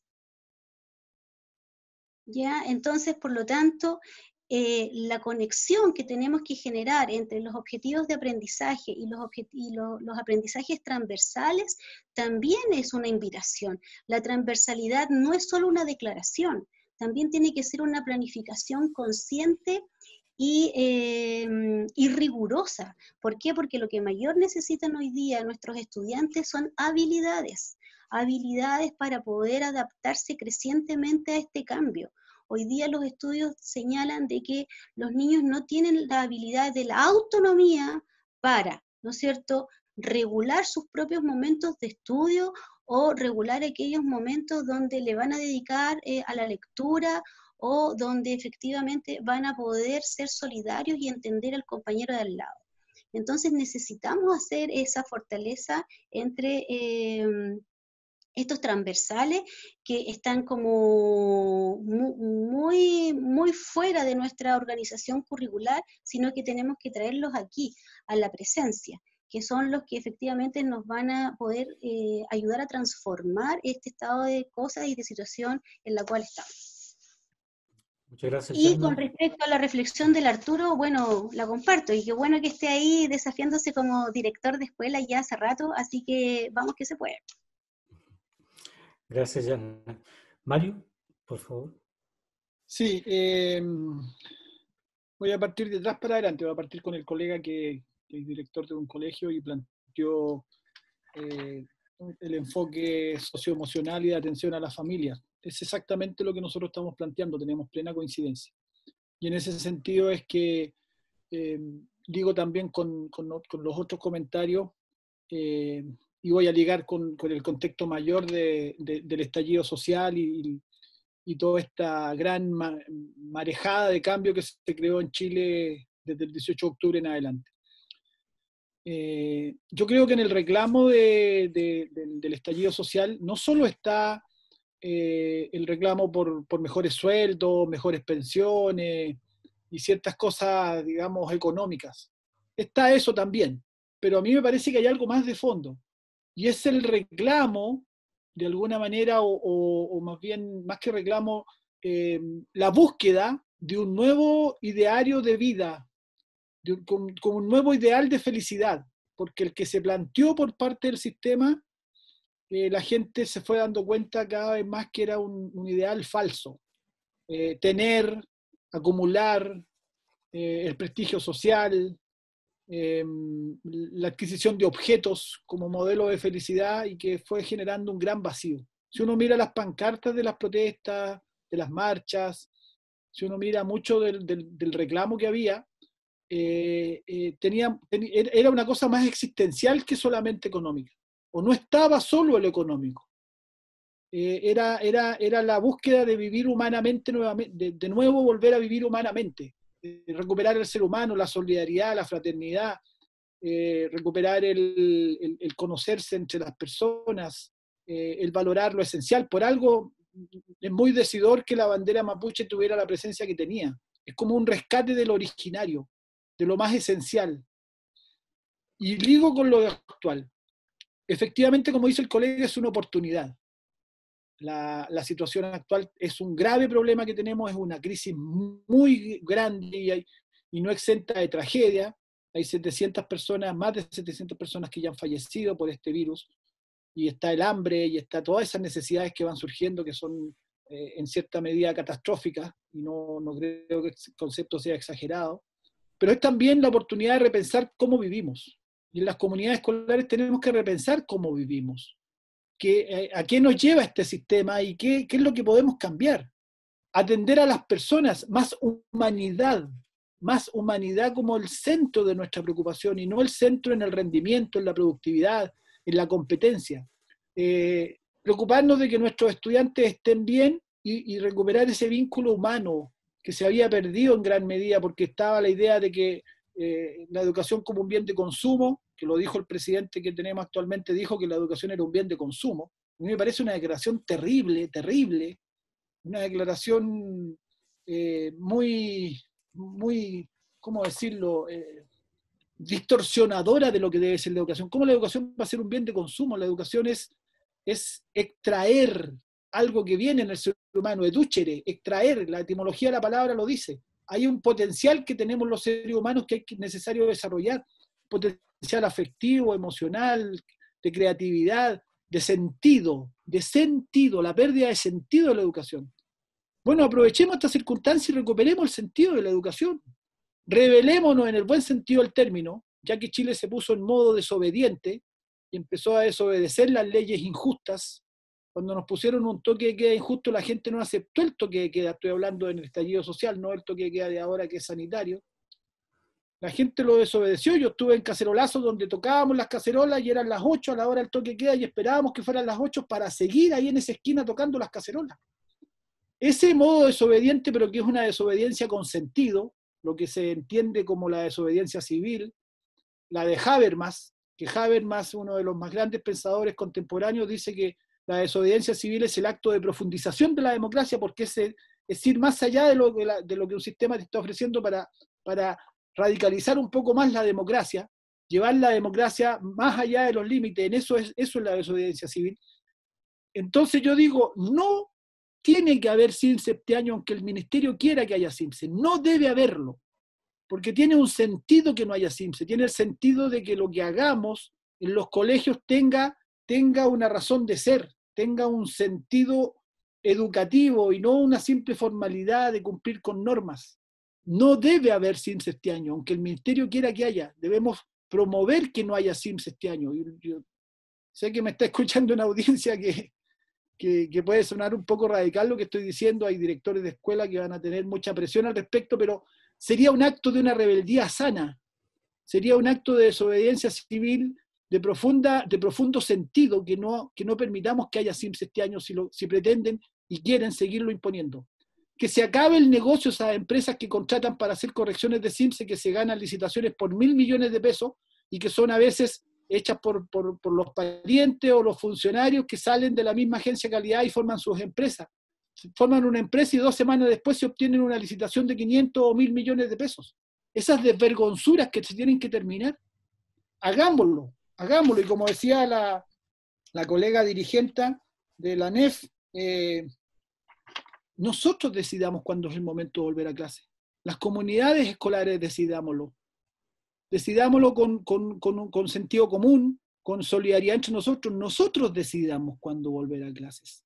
Cuando nos sintamos seguros de que están las condiciones para volver a clase, cuando nos aseguren que no se van a contagiar nuestros niños, que no nos vamos a contagiar nosotros, en ese momento volvamos a clase, no cuando nos quieran imponer injustamente una vuelta a clase sin seguridad, sin respetar nuestra subjetividad. Porque esto yo se lo dije al ministro, la subjetividad de la gente es muy importante, tan importante como los datos estadísticos, o más importante que los datos estadísticos la subjetividad de la gente. Si la gente no tiene seguridad, no va a mandar a sus hijos al colegio, punto. Porque lo han dicho, yo creo que todos han escuchado. Prefiero que mi hijo pierda el año a que arriesgue su salud. Eso lo ha dicho mucha gente, muchos apoderados lo han dicho, y nosotros tenemos que empatizar con eso. Y claro que queremos volver a los colegios. ¿Cómo no vamos a querer volver a los colegios? Si ahí está el sentido de lo que hacemos. Y en las casas estamos encerrados y uno no haya la hora de poder salir. Pero cuando estén las condiciones y cuando nuestra seguridad de nuestra gente esté garantizada. Eso, gracias. Gracias, Mario. Vamos a ir cerrando el conversatorio porque estamos con los tiempos y también para no abusar de nuestros invitados. Pero había pedido la palabra a Cristian Beley, que yo se le había prometido también Marcela Silva. Así que, por favor, Cristian, Marcela, le agradeceré brevedad para poder también generar este diálogo final. Gracias, Mauricio. No, muy breve. Solo quería aprovechar la presencia de Mario para preguntarle su percepción sobre el trabajo que han estado haciendo las escuelas, los profesores, las profesoras en este periodo de suspensión de clases y qué cree que podrían hacer mejor. Yo tengo la impresión de que esto se va a prolongar, incluso en la vuelta a clases va a ser con retroceso, va a ser probablemente con suspensiones después de nuevo. Entonces creo que es bien importante aprender qué es lo que se ha estado haciendo bien y qué cree que podría hacerse mejor desde el punto de vista de los docentes. Gracias. Gracias, Cristian. Marcela Silva. A ver si Valentina le enciende el micrófono a nuestro colega. ¿Sí? ¿Me escuchan? Sí, te escuchamos. Nada, solamente dar mi opinión desde mi vereda de formadora de futuros profesores. en el sentido de que concuerdo plenamente con lo que comentaba Yasna y Mario, en que la clave está en trabajar desde el contexto con nuestros estudiantes a través de la integración disciplinar. Es un trabajo que venimos haciendo hace un tiempo ya con mi colega Catalina y que creo que es la clave. Lo menciono porque sé que hay muchos profesores presentes en esta sala y creo que la clave está en eso. Creo que va a facilitar el trabajo de los docentes, el trabajar colaborativamente, creando ciertas actividades comunes para trabajar las distintas disciplinas. Quizás una sola propuesta de actividad donde se puedan abordar más de una disciplina, vamos a liberar de la presión que están sufriendo los estudiantes, los apoderados en casa, y vamos a poder abordar distintos objetivos de aprendizaje, el desarrollo de competencias de las distintas disciplinas, competencias del siglo XXI, a través de estas actividades, cierto, que puedan ser mucho más reducidas, pero a la vez mucho más ricas. Eso solamente. Y muchas gracias a los expositores. Muchas gracias, Marcela. Muy amables. Damos entonces la palabra a Mario y a Yasna también como para poder hacer un cierre a partir de estas observaciones y también de lo que ha sido sus respectivas presentaciones. Bueno, saludo a Cristian. Hace rato que no nos encontramos en alguna cancha de fútbol, que a veces nos encontramos jugando a la pelota. Yo creo que lo que podemos constatar es que no estábamos preparados para esta situación que se produjo, obviamente. Nadie estaba preparado. Ni el Ministerio de Educación, ni los sostenedores, ni los directivos, ni nosotros, ni las universidades, a esta cosa que emergió, ¿no es cierto?, de encontrarnos en situación de cuarentena, sin asistir a los colegios. Y es claro que en el formato educación a distancia y sus múltiples posibilidades, estábamos bastante retrasados todos estábamos poco preparados. Es un formato que en general tiene poco desarrollo en Chile, a diferencia de otros países. En Chile tiene muy poco desarrollo la educación a distancia y sus distintas maneras o formas en que se puede desarrollar. Entonces nos pilló absolutamente desprovistos. Hubo que hacer mucha respuesta improvisada, mucha respuesta con mucho ensayo y error, diría yo. Y por supuesto se nos evidenció también la desigualdad que ya es muy conocida en nuestro sistema escolar, pero que al requerirse además de ciertas condiciones tecnológicas, se agudizó todavía más, no solo entre los estudiantes, no solo la desigualdad social, digamos, económica, también la desigualdad geográfica. Hay zonas de Chile que tienen muy mala conectividad, muy mala. Y aunque la gente tenga el equipamiento, la conectividad de la zona es pésima. Y la desigualdad de condiciones entre nosotros mismos profesores, tanto de competencias técnicas, obviamente los profesores más jóvenes se manejan con mucha más fluidez en las plataformas virtuales y tecnológicas, profesores más antiguos cuesta más. Y ha habido en ese sentido mucho trabajo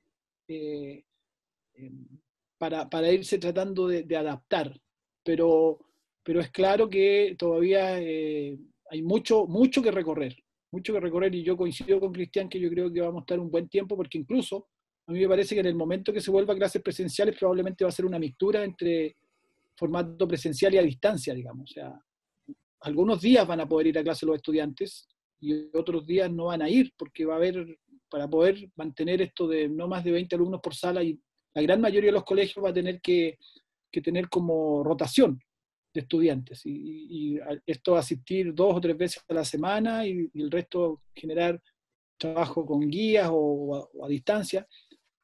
Así que hay mucho desafío por delante, y creo que como país se nos evidenció que estábamos muy al déficit en todos estos formatos tecnológicos de plataforma a distancia. Todavía la escuela es muy tradicional, no es tiza y pizarrón, ahora es plumón y pizarra blanca, digamos, pero todavía se trabaja mucho con el formato muy tradicional, muy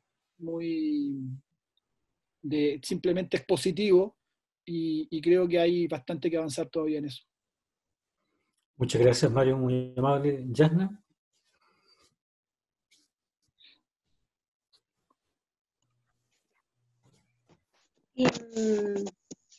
Bueno, yo solamente quiero, no solamente, en realidad me gustaría decir muchas cosas, y debo decir que la pasé muy bien, a pesar de que uno se pone un poco nerviosa en estos espacios, sobre todo cuando tenemos tantos colegas que tenemos divergencia de opinión, pero creo que eso es una de las características de haber elegido ser docente, que en la diferencia y en la divergencia podemos construir comunidades que sean más solidarias y mucho más humanas.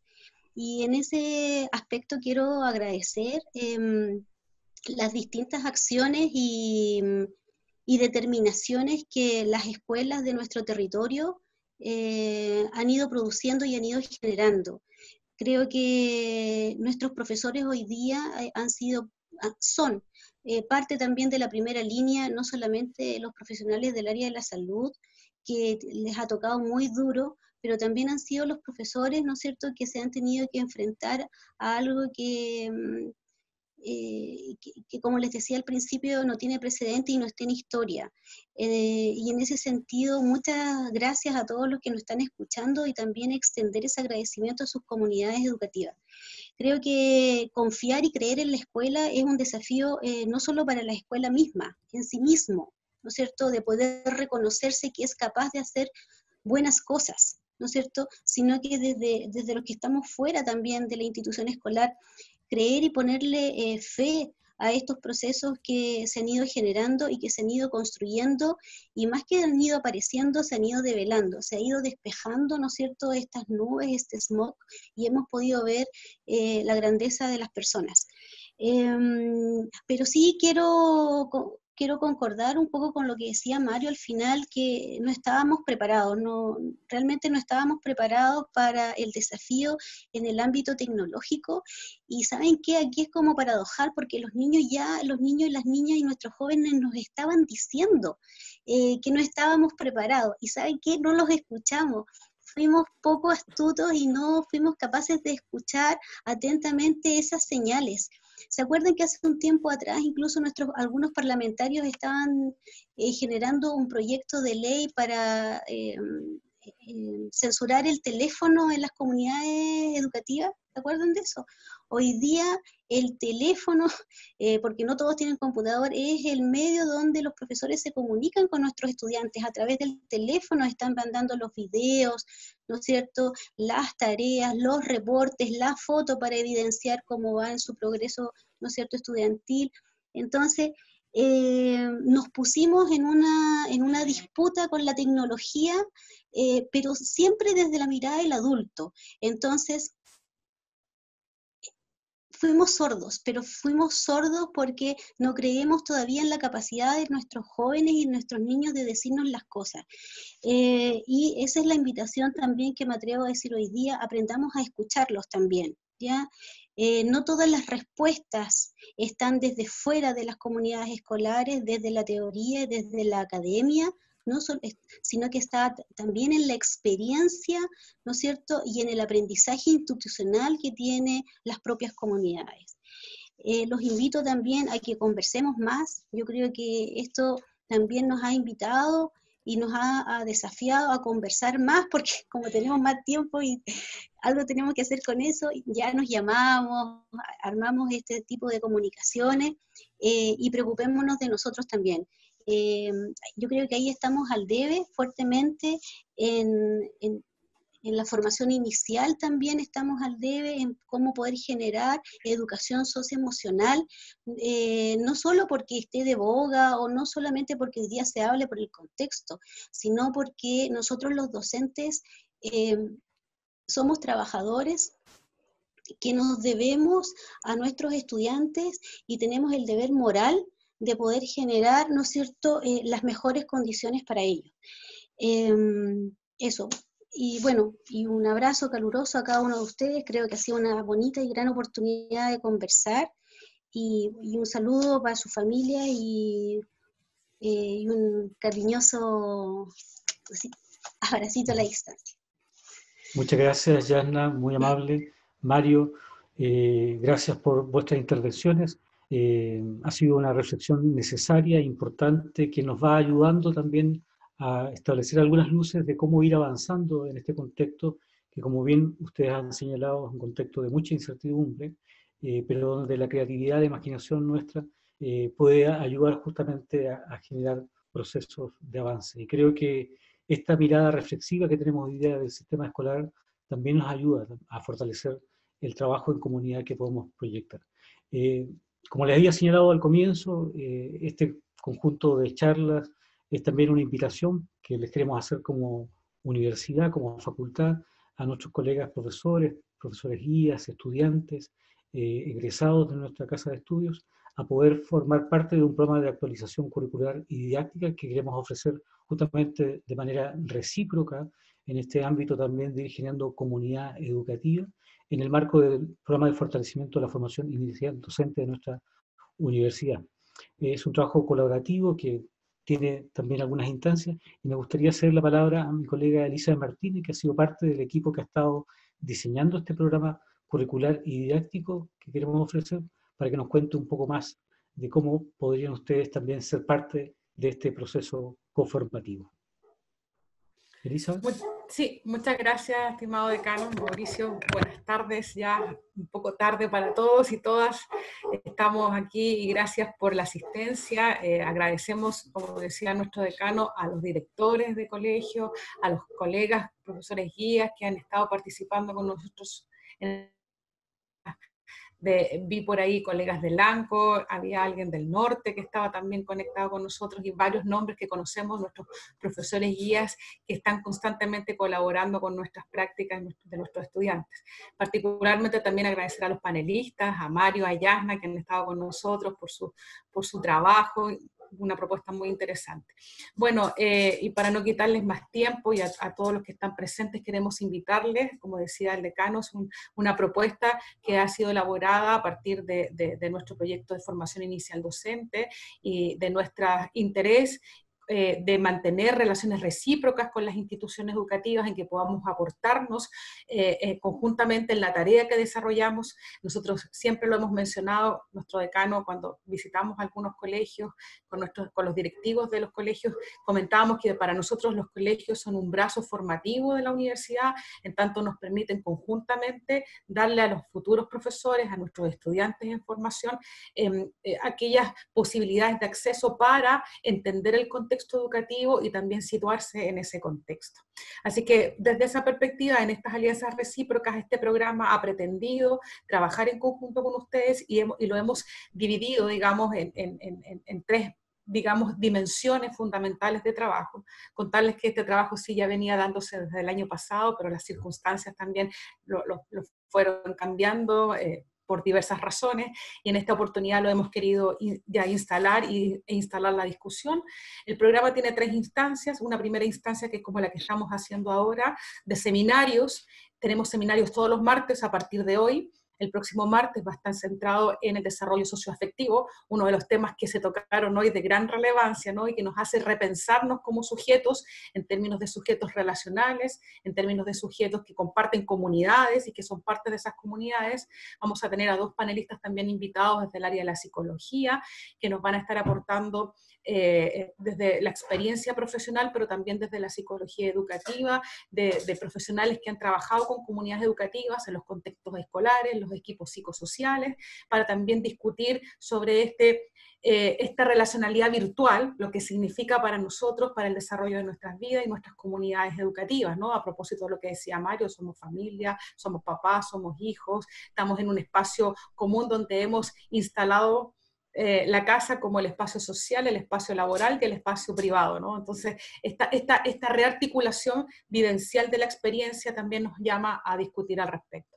Y a su vez también tenemos otro seminario el martes siguiente, todos los martes a esta misma hora, donde nos vamos a estar centrando en otro aspecto que también se tocó hoy día con mucha, se focalizó, digamos, con mucho ímpetu, que tiene que ver con el currículum, ¿no? ¿Qué estamos pensando como currículum? ¿Qué es el currículum? Lo prescrito, lo establecido, lo oculto, lo que se genera en la interacción pedagógica construye currículum. En fin, ¿no? Podemos situarnos y pensar cómo, y pensarnos, a propósito de lo que nos daba a conocer Yasna, en estas posibilidades de acción desde las comunidades educativas y desde los territorios, también a lo que decía Mario, a pensar que en el contexto social en el que estamos también viendo las posibilidades de reconstruir el currículum o a lo mejor darle otro enfoque. Bueno, esa discusión la podemos tener el martes siguiente, vamos a estar trabajando en eso. Y un último martes, en esta primera secuencia de actividades de seminario, va a estar centrado en las didácticas, ¿no? Cómo pensarnos en las didácticas desde la acción misma pedagógica en el aula, en un espacio virtual, en un espacio que comienza a relacionarse o no, dependiendo de las circunstancias, cómo profesores nos vemos enfrentados a estos procesos y cómo podemos crear estrategias que nos permitan vincularnos, ¿no? Entonces, la primera parte del programa está centrada en estas 4 sesiones que se van a ir dando todos los martes durante el mes de junio, en este mismo horario, para lo cual nuestro programa FIT les estará enviando, así como esta invitación a este primer seminario, a los siguientes seminarios. Luego tenemos otra instancia de formación que va a ser en el mes de agosto aproximadamente, vamos a ir observando los tiempos de acuerdo a la contingencia, donde vamos a reiterar nuevamente seminarios similares a estos con temáticas que vayan cruzando los aspectos que hemos tratado en los primeros seminarios y vaya también atendiendo a la contingencia social respecto a las conversaciones que podemos ir entregando. Tal vez en ese momento podemos estar pensando en cómo retornamos, si es que así el contexto lo establece o no. Entonces, las temáticas se van a ir construyendo también desde esa lógica. Y tenemos una tercera apuesta, una tercera dimensión formativa, que está asociada ya a talleres disciplinares más específicos, que nos van a entregar ciertos aportes propios de las perspectivas que trabajamos disciplinarmente para ir interactuando con estas metodologías didácticas del retorno, reencuentro en contexto de pandemia u otros contextos de cambio social. Lo que nos estamos dando cuenta es que estamos pensando en una pedagogía para el cambio social. Ha sido más inestable que estable, ¿no? Estos contextos de inestabilidad o de reequilibrio, cómo readecuar las metodologías, los procesos pedagógicos a un proceso social de cambio. Y en estas didácticas hay talleres también particulares de los cuales ustedes se van a poder inscribir, donde la primera etapa va a ser virtual y vamos a tener una segunda etapa presencial, si es que así el destino lo estipula, es decir, en enero podemos tener una etapa presencial, donde vamos a trabajar específicamente con didácticas en el ámbito de la lengua inglesa, didácticas multimodales, aspectos básicos desarrollos de la lengua y la comunicación, bases curriculares para la educación parvularia, el apego en el contexto de aula, etc. Hay una batería propuesta que se les va a enviar también para que ustedes se inscriban. Entonces, bueno, la propuesta es amplia, lo que podemos darles a conocer es que este proceso formativo va a ser certificado por nuestra Facultad de Filosofía y Humanidades, la participación de quienes quieran compartir con nosotros en estas 3 instancias básicas formativas en las cuales estamos interactuando. En cada uno de los seminarios tenemos distintos invitados, tanto desde la academia como de los contextos escolares, como de los contextos administrativos y de gestión del Ministerio de Educación, que nos van a poder entregar diferentes perspectivas. Eso en general, decanos. Muchas gracias por la presencia y por la participación. Muchas gracias, Elizabeth. Elizabeth Martínez, nuestra coordinadora de prácticas pedagógicas. Es una actividad que estamos promoviendo absolutamente gratuita. Nos interesa fortalecer nuestra relación con las distintas comunidades y, por supuesto, también ir co-creando justamente estos espacios de interacción que son tan importantes entre la universidad y el contexto escolar. Les agradecemos a Mario su participación, a Yasna. Para nosotros es importante justamente poder ir avanzando en esta discusión y por supuesto, también abriendo no solamente nuestra mente, nuestra imaginación, sino también nuestros corazones, que es sumamente importante desde el punto de vista del trabajo que estamos haciendo en la educación. Así que, colegas, amigos, gracias por su participación. Les haremos llegar la invitación y, bueno, esperamos que prontamente nos podamos volver a encontrar y darnos también un abrazo enorme. Así que, decano, sí, Elizabeth. Perdón, disculpa, sí, solo un pequeño detalle que se me olvidó. Marcelo Arancibia, nuestro colega que también es parte de la comisión, ha puesto en el chat también el link donde ustedes pueden acceder a la página de la formación inicial docente que tenemos de nuestro proyecto y donde también están ahí, se está constantemente subiendo la información porque había alguien que había dicho que no le había llegado la información por correo, entonces hay correos que no tenemos, puede ingresar a la página y ahí puede, del feed, está en el chat, en este minuto Marcelo la subió, para quienes puedan también o quieran acceder a la información. Eso, disculpa decano, solo para... Muchas gracias. Bueno, les pido la disculpa también a quienes pidieron la palabra y no alcanzaron a intervenir, pero bueno, esperamos que tengamos nuevos pasos para poder seguir haciéndolo. Así que gracias nuevamente y nos vemos. Que esté muy bien. Se cuida mucho. Muchas gracias. Chao, Marcelo. Nos vemos, que esté muy bien. Chao, gracias por la invitación, un gusto compartir con todos ustedes. Muchas gracias. Gracias, Mario, muy amable. Mario, muchas gracias. Estamos en contacto. Chao. Chao a todos. Chao, Bien. Chao, gracias, Yanna. Chao, chao. Aquí estoy. Sí, chao. Eso. Chao, chao, gracias. Que estés muy bien, chao. Chao, Mauricio, que estés bien. Chao, Yana, muchas gracias, muy amable. Nos vemos pronto. Nos Cariños. vemos. Gracias. Gracias a todos, muy Chao. buenos los temas.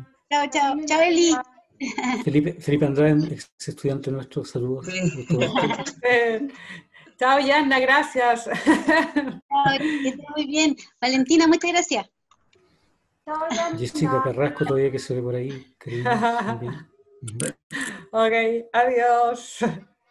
Adiós. Esther, chao. Nos Chao, vemos. profe.